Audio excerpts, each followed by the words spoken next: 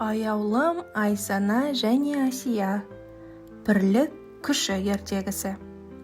Апалы сіңілі аяулым Айсана, Асия деген қыздар болыпты. Бірақ кейде әрқайсысы өз дегенін істегісі келіп бір-бірімен келіспей қалады екен. Бір күні олар әжесімен бірге орманға серуенге шығады. Жолда үлкен өзенге кездеседі. Ал оның үстінен ескі көпір арқылы өтетін. Қыздарым, мына көпірден абайлап өтіңдер, ол өте әлсіз дейді әжесі.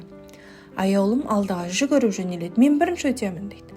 Айсана оның артынан ілеседі. Жоқ, мен бірінші өтемін дейді. Ал Асия болса сәл артта қалып қояды. Олар көпірдің ортасына келгенде аяқ астынан тақтайлар сықырлай бастайды.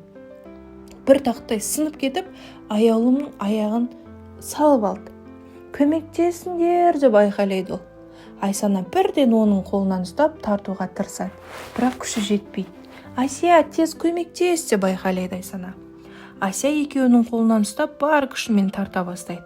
Үшеуі бірге әрекет еткенде ғана аяулымды қауіптен құтқарады. Олар аман-есен өзеннің арғы бетіне өткенде әжесі күлімдеп, қыздарым, сендер бүгін маңызды нәрсені түсіндіңдер. Бірлік болмаса, кез келген қиындықта қауіп бар. Бірақ сендер бір-біріңе көмектессеңдер, бәрін де жеңе аласыңдар. Қыздар бір-біріне қарап басын изейді.